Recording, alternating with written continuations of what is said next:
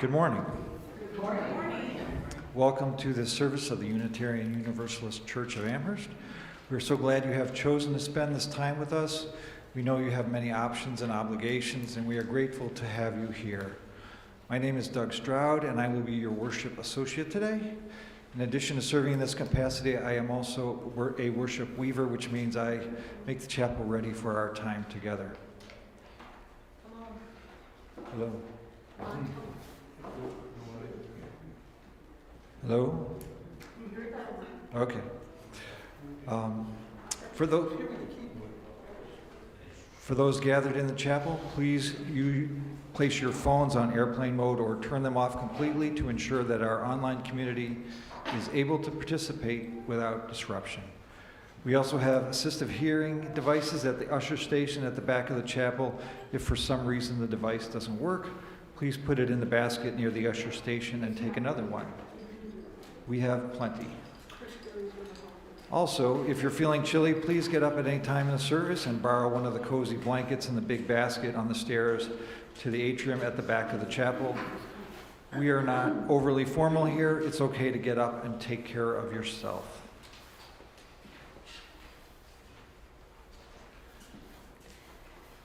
Let me add my welcome to Doug's. I'm Reverend Michelle Buhite, minister of this congregation. My pronouns, which I offer to create a truly inclusive and brave space for all to live into the fullness of our identities, are she and her.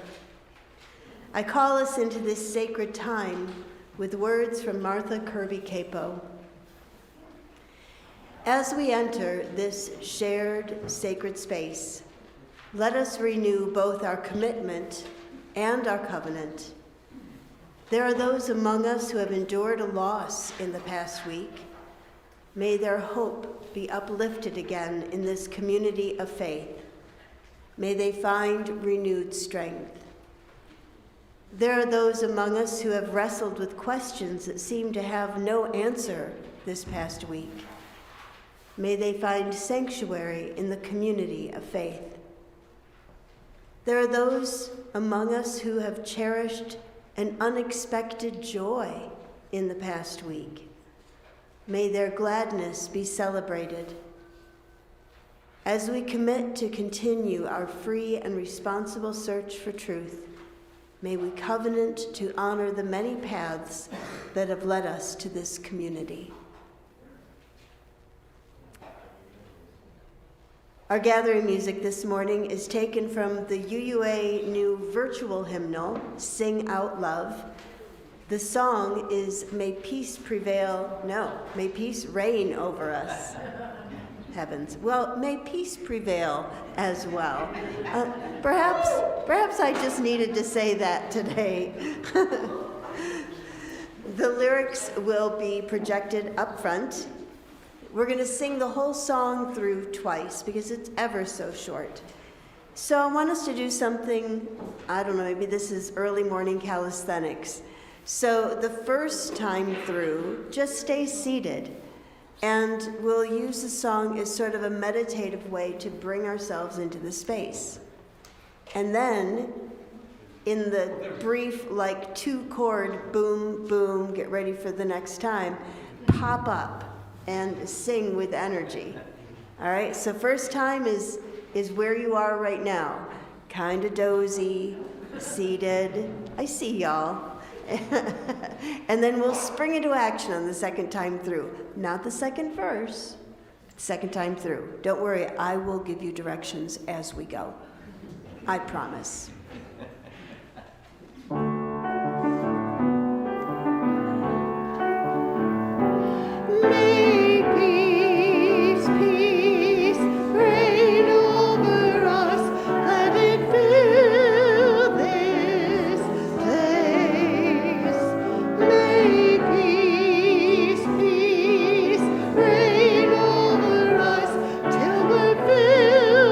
With grace.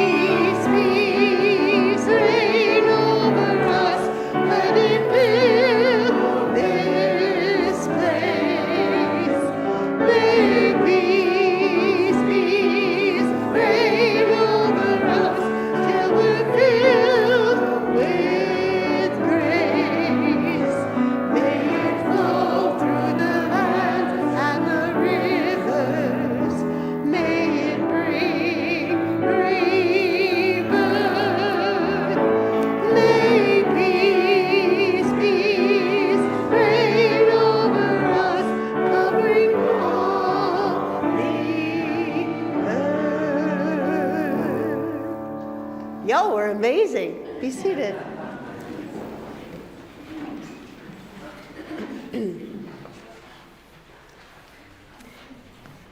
And so we have two mics going. We have gathered and we have sung.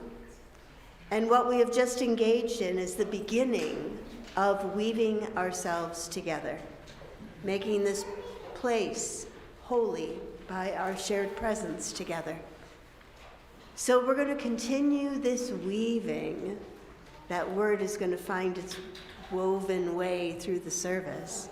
We continue weaving as we observe two important rituals that remind us of our history, our future, and the beauty of this moment.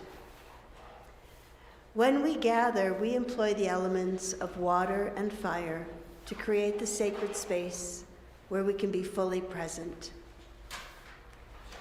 Doug, would you like to continue on that?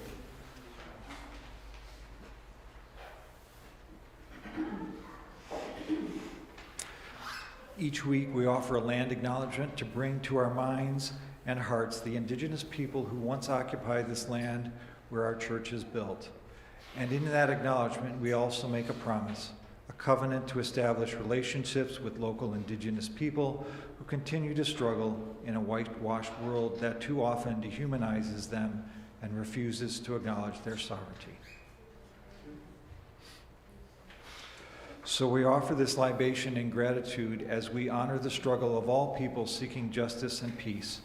May we have the courage and wisdom to heal the wounds of the past and build a better future story with our neighbors and fellow creatures together.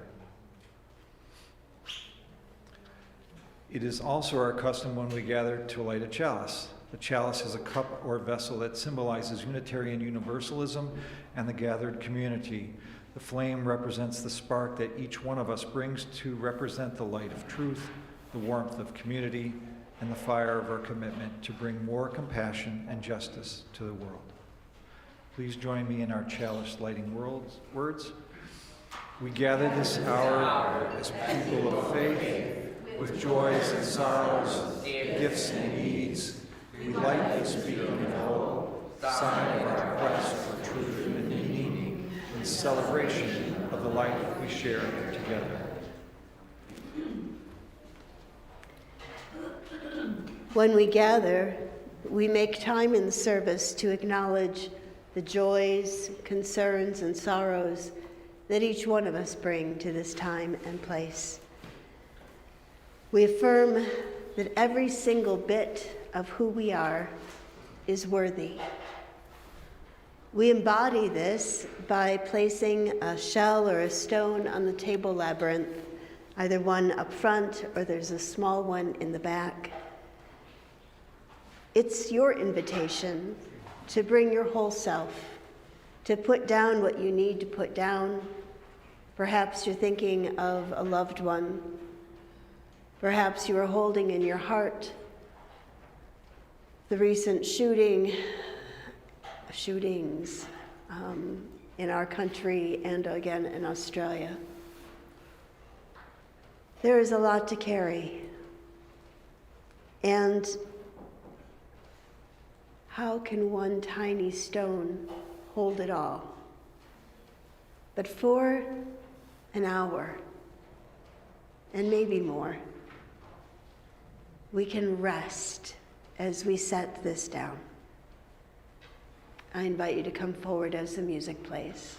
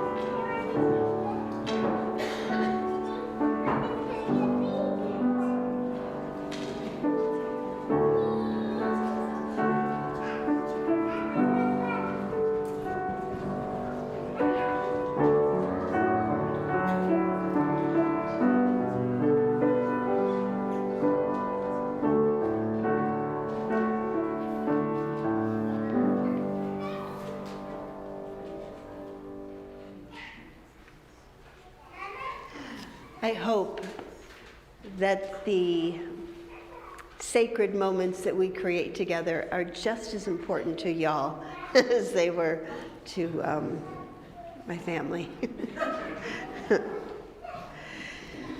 I place a final stone in recognition of those joys, concerns, and sorrows that are shared by our online community. Know that you also are held in this space and in this love. We hold in our hearts all those who have been impacted by violence, polarization, deconstruction. May we continue to find hope and strength in the goodness of life and in the source of love. Amen, and blessed be. We have very special meditation music, and I hope that you will let yourself be moved, be centered, and I invite you to resist applause. It's going to be hard. I heard them rehearsing. Try.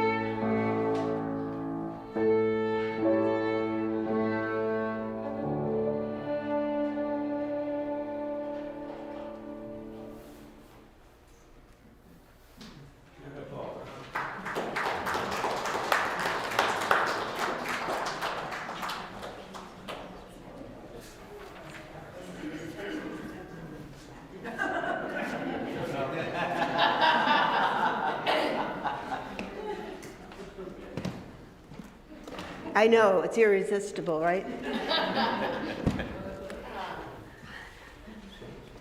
Just going to rearrange furniture a little bit and make room for my friends. Just going to stick this over here. So, I want to add to your pleasure of what just happened musically here, because part of what added to a splendid offering, was this space. This room loves music. It was made for exactly that experience. We're so lucky. Blessed. We're so blessed. Religious Music Day. Religious Vocabulary Day. Is this mic still hot? Because I feel like I'm getting some rebound. Okay.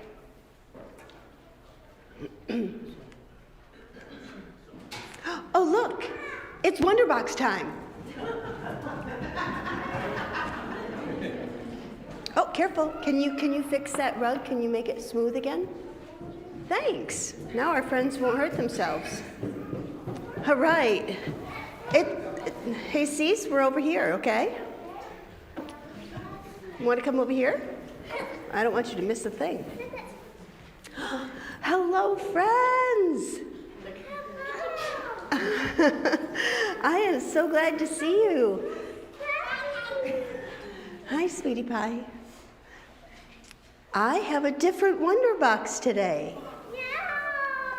I know. Yay. No, that was yay and no all together. So the thing is, I actually have 2 Wonderboxes today, because I have this one, and then I have a little one inside. Oh, that's pretty tricky. It is really tricky, I know. So today I'm going to be talking to the adults about hope, which is kind of a happy feeling. And so what's the opposite of happy feeling? Yeah? Sad. Are there more words for sad, do you think? Yeah, what? Sorry? Sadness. Yes, we can add to that. We experience sadness. Yeah, sad is kind of a big word, right? And so it needs a big box. So I'm going to take all your sads. Oh, they're so heavy. There's so many. Oh, and I'm going to put them in here. Locked up tight. Okay. So, but you know what? Then now my little box can't fit in there anymore because I just closed it up, right? So sometimes we're going to do another hard thing. What's the opposite of sad? Happy. Angry's adjacent to. That's another big word. Sorry. They just come out of my mouth. But angry, yes. Sometimes we get angry when we're feeling sad, huh? And the opposite is happy today. These are not fundamental universal truths, dears. So this, my happy box is small. Oh no.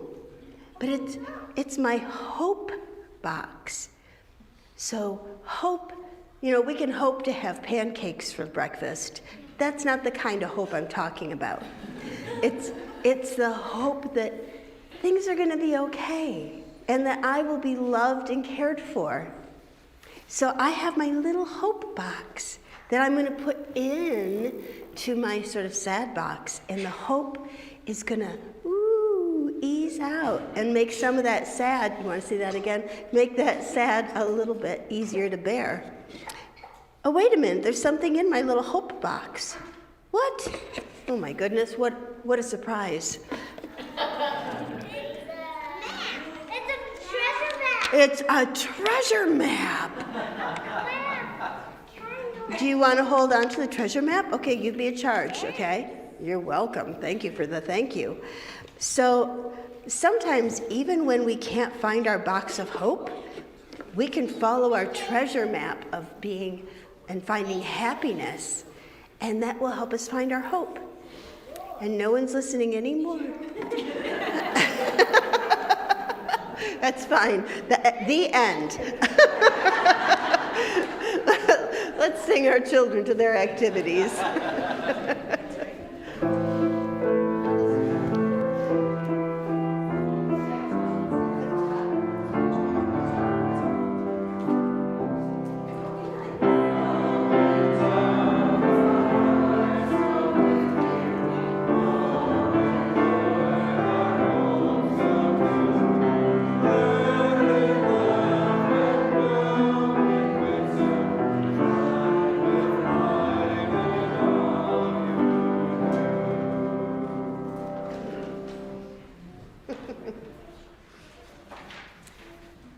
Alrighty.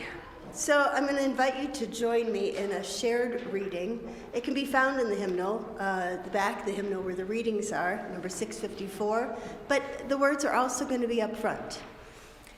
Y'all will be the italicized if you are reading, well, whether you're reading from the book or the slides, and Doug will be reading with you.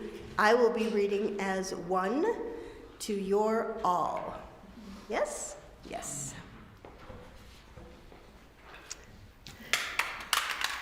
Never drop that. Okay.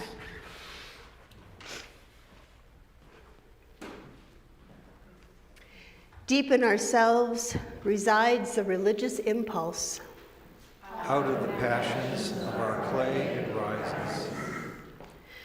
We have religion when we hold We have religion when we stop deluding ourselves that we are self-sufficient, self-sustaining, or self-derived.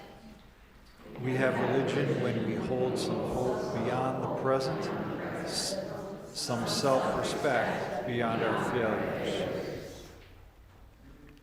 We have religion when our hearts are capable of leaping up at beauty, when our nerves are edged by some dream in the heart. We have religion when we have an abiding gratitude for all that we have received. We have religion when we look upon people with all their failings and still find in them good. When we look beyond people to the grandeur of nature and to the purpose in our own heart. We have religion when we have done all that we can, and then in confidence trust ourselves to the life that is larger than ourselves.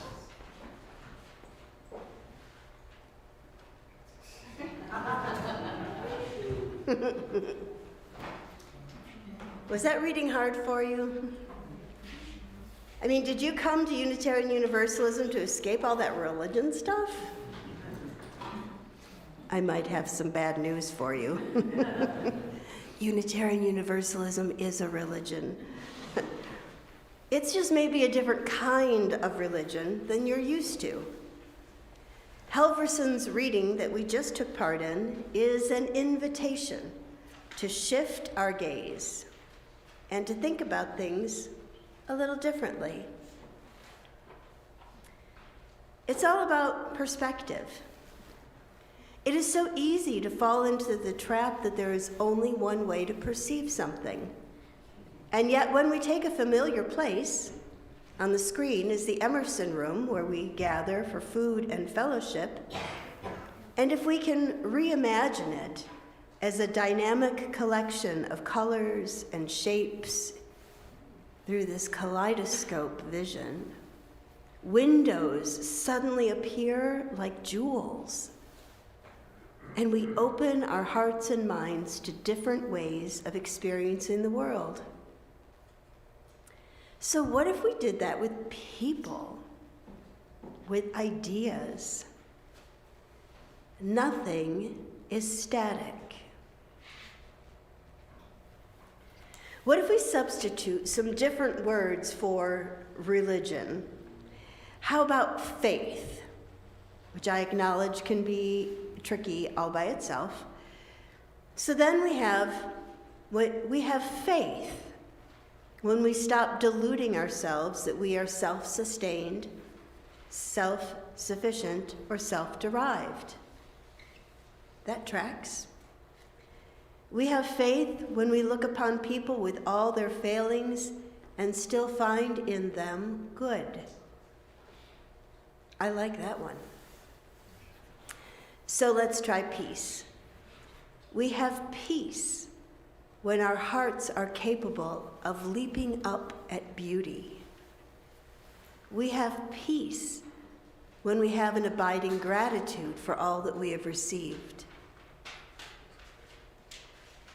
I think before we can begin to think about choosing hope, the topic for today, we have to clear the slate and start with some fundamentals.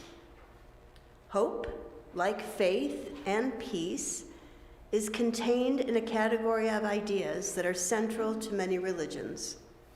In fact, many people seek out a religious home because they are looking for hope, faith, peace, and maybe even love. Excuse me.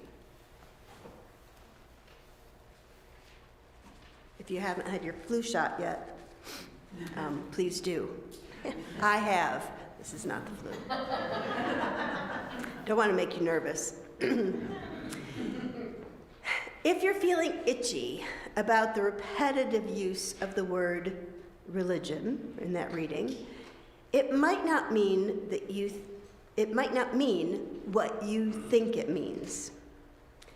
Those of us who have been abused by a religion or some people's interpretation of a religion can be reactive to words in this category.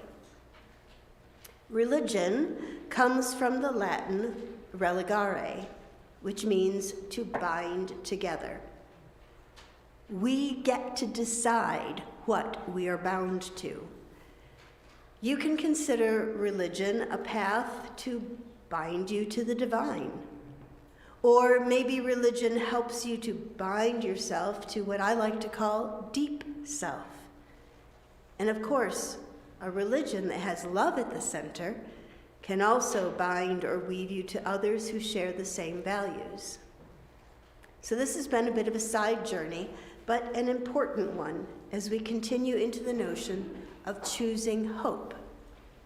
Hope binds us, religare, to a stubborn refusal to give ourselves over to despair. As the 19th century Swiss philosopher, poet, and professor from Geneva, Henri Frédéric Amiel wrote, "Hope is only the love of life," meaning that hope isn't just wishing, it's fundamental. It's an active embrace and desire for existence itself, a deep-seated affirmation of life's possibilities, even amidst uncertainty. Amiel experienced significant personal tragedy, losing both parents young, which shaped his deep contemplation on life, existence, and inner peace. So I want to go into that just tiny sentence quote, "Hope is only the love of life." So hope as an essence. It suggests that hope isn't a separate emotion, but the very love for life itself, a core drive to continue, to experience, and to seek good things. There's also a connection to uncertainty. Amiel famously linked hope this way, saying, "Uncertainty is the refuge of hope." Well, that, I think, feels backwards in many ways. What a beautiful challenge. Uncertainty is the refuge of hope. If it's a cave, hope sits inside it, right? Sometimes I should have made more visuals because sometimes the words get blurry and it's like, I don't know, it all sounds the same to me. But yeah, we'll leave that. It's also an affirmation of existence. It's a powerful statement that hope is a vital part of being alive, a continuous positive orientation towards living despite life's challenges. Hope is only the love of life. Only doesn't mean diminished, it means singularly. So if you've been hearing it in a diminished way, well, it's only the love of life. No, it is only the love of life. So let's return to the phrase that is our guiding time together, choosing hope. This hope is not a verb. I hope to see you here every Sunday. I do, but that's not the way this hope is working. This hope is a noun, a presence, as Amiel said, an essence, a way of being that we can cultivate. I want to cultivate hope in my own life as well as to encourage you in cultivating it in yours. And I am always about 2 seconds away from what I call the despair barrel. Do you have a despair barrel of your own? That's the place that your mind instantly goes when there's the slightest bump in the path, much less when something really enormous happens. I think despair barrels keep us from living our lives as fully as we might, because despair barrels are made from fear. Fear of not being or doing or having enough. And so sometimes we go looking for hope in all the wrong places. So let me tell you a story of Nasruddin. Nasruddin is the legendary wise fool folk hero of the Middle East. He was actually a person in the 13th century. I don't think he did all these silly things. But he ends up being all these stories about Nasruddin. So one night, a neighbor strolling by Nasruddin's house found him outside under the street lamp, brushing through the dust.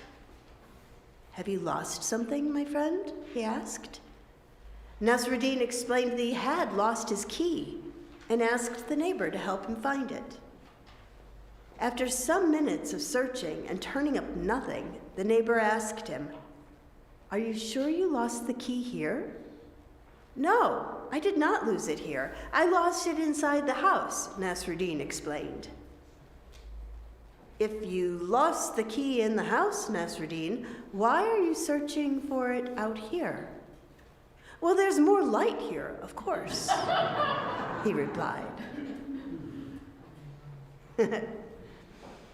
If we look for hope outside of ourselves, then we are like Nasruddin, diligently searching outside for a key that he knows is inside his house, because the light is better out there.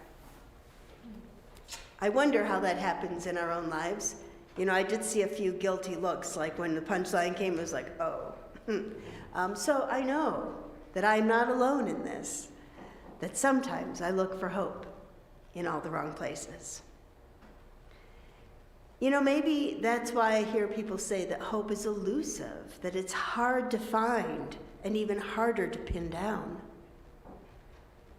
Hope is the thing with feathers that perches in the soul and sings the tune without the words and never stops at all.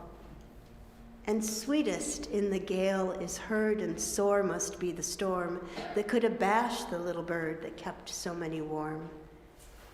I've heard it in the chillest land and on the strangest sea, yet never in extremity it asked a crumb of me.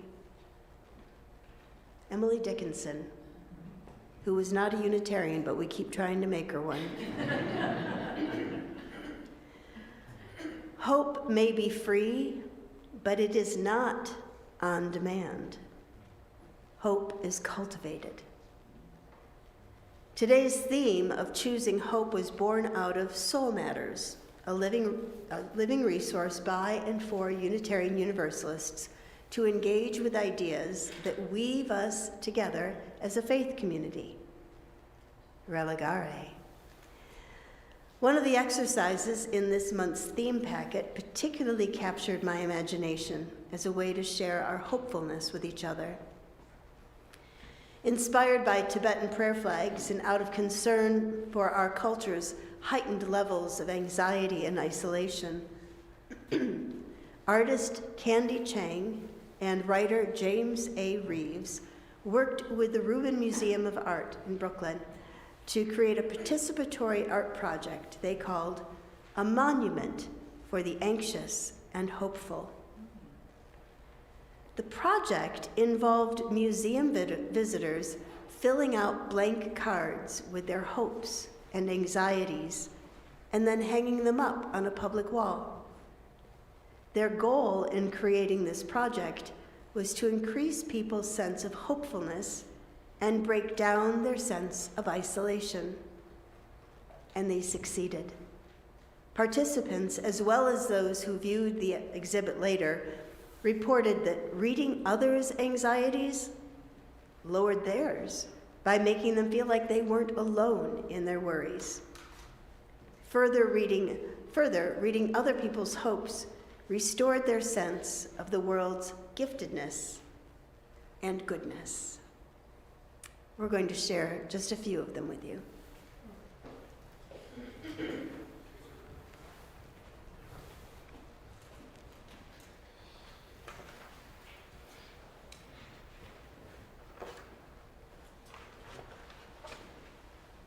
Oh, sorry. Oh. This is the thing about sharing a script. Right. I'm hopeful because blades of grass grow through the cracks in a sidewalk. I'm anxious because we choose not to recognize each other's humanity. I'm hopeful because I'm feeling more teachable. I'm anxious because I forget to trust. I'm hopeful because I feel more insight and control over my life. I'm anxious because too many people don't listen to others, especially if they disagree. I'm hopeful because young people are exposed to more and more sensitive discussions on treating women ethically and nonviolently. I'm anxious because I see such a high level of tension and distance between people of differing opinions. I'm hopeful because there's always something around the corner that could be wonderful. I'm anxious because the world is changing with daily traumas and hateful intentions. Where do I fit? How can I get any peace of mind? I'm hopeful because we are all united through a primal humanity. I'm anxious because there are many things I can't predict or control about the state of our country and how it will affect my family and friends. I'm hopeful because so many of the young people I know are striving for justice and equality for all. I'm anxious because there is too much pain and suffering. I'm hopeful because more people are engaged in the political process than ever before. I'm anxious because I don't know what's next. I'm hopeful because life is full of new opportunities every day. I'm anxious because life is hard sometimes. I'm hopeful because the future is full of opportunities and possibilities. I'm anxious because people only seem willing to change when something bad happens to them. I'm hopeful because art heals people. I'm anxious because I have no idea what I'm doing ever. I'm hopeful because there is so much good in the world. We have to look for it. I'm anxious because we seem to have confused domination for strength. I'm hopeful because I have so much love in my life.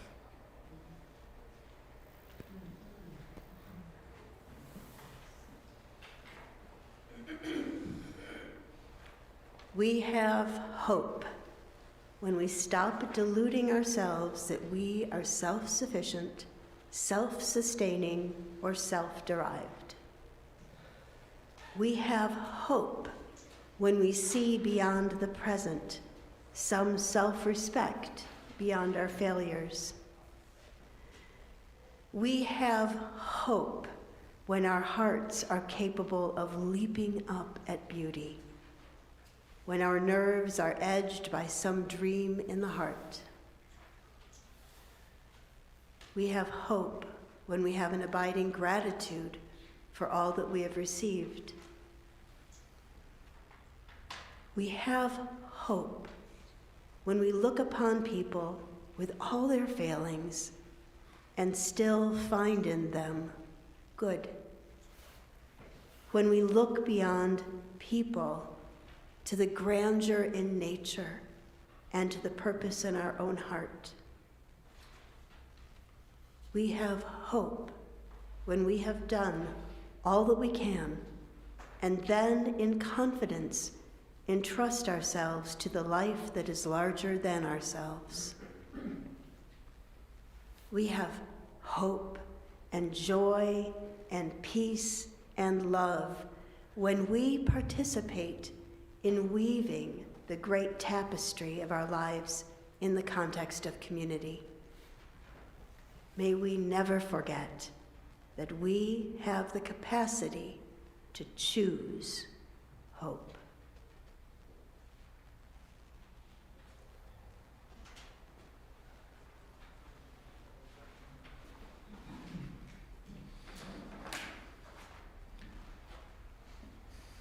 Our song in response can be found in the gray hymnal, number 95. There is more love somewhere. If you're using a hymnal, be advised that there are some extra verses added at the end. All of the words will be projected up front. Please rise in body or spirit as we sing.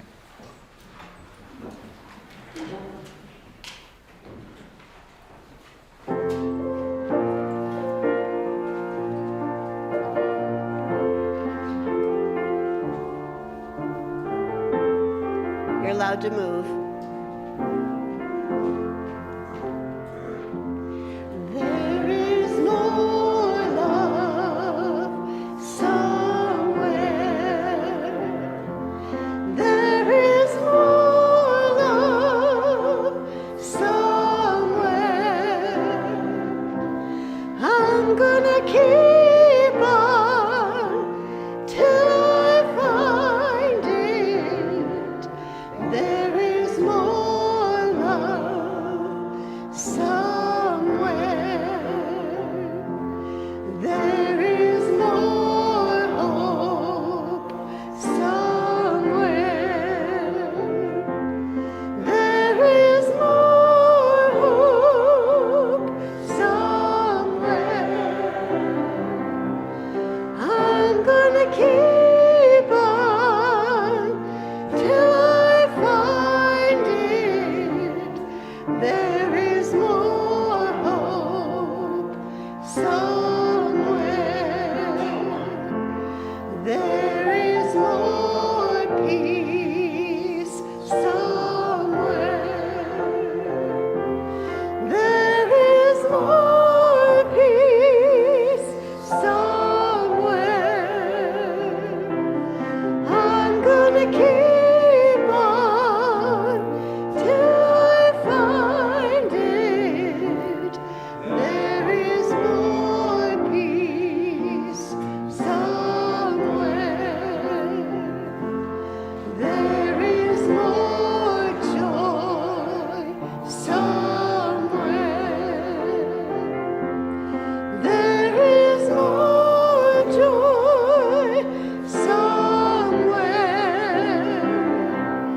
I'm gonna keep on till I find it. There is more joy somewhere. Let's turn it around.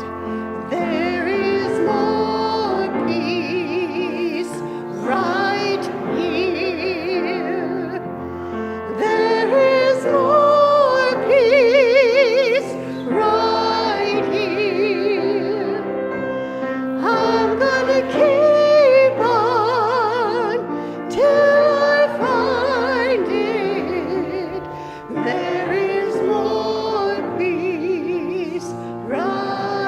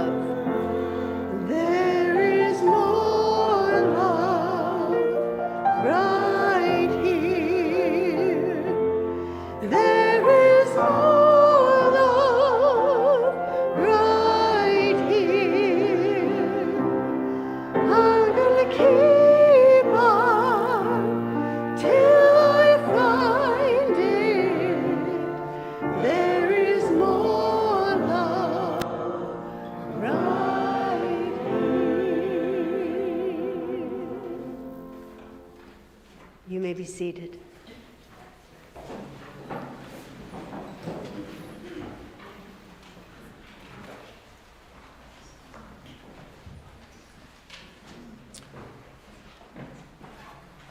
What we have at UU Amherst is pretty special. These days, it can be hard to find a community of thoughtful and caring people who are welcoming and inclusive, and we hope you have found that here. If UU Amherst feels like a place for you, whether or not you have explored membership, we hope you will begin a practice of financial support. When you support UU Amherst, you support values that are infused with love. You make it possible for us to have a caring and responsive staff. You keep the snow cleared and the lights on. You take your place in a line of people that began in 1954 and continue to this day, believing that we need not think alike to love alike, building a special place for seekers. Whether you give online, through automatic bank withdrawals, or randomly with the cash in your pocket, we are grateful. And we promise to use your gifts respectfully and thoughtfully to continue to be the place where questions are welcomed and children learn with love and kindness. The offering will now be gratefully received.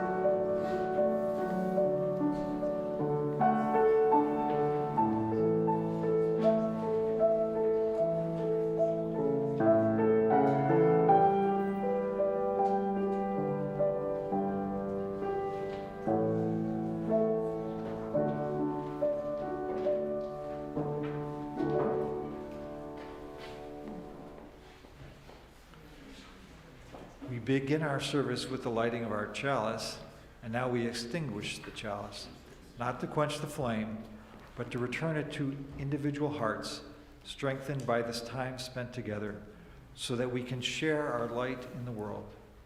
Please join your voices with mine. We extinguish this flame, but not the light of truth, the warmth of community, or the fire of commitment. These we carry in our hearts until we are together again.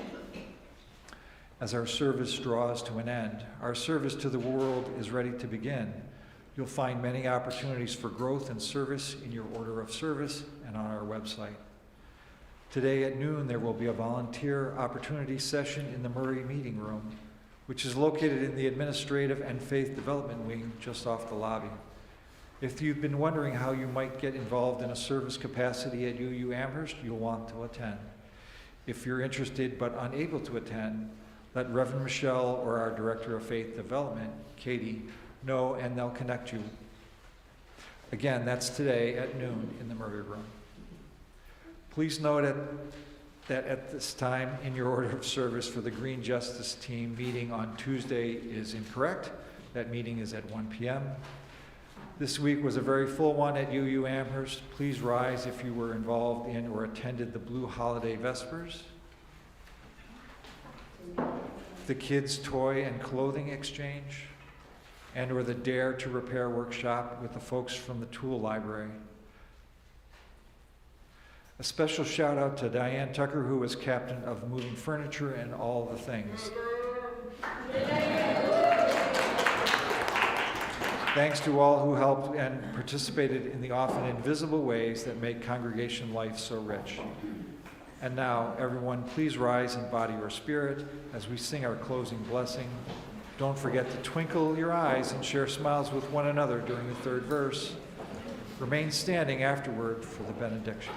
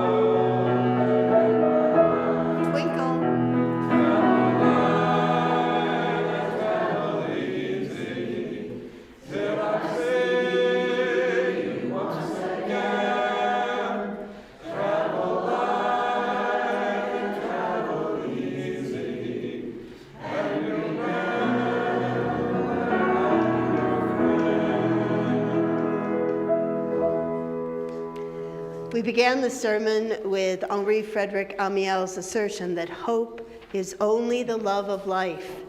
And so we close with somewhat familiar words also penned by him. Life is short, and we do not have much time to gladden the hearts of those who make the journey with us.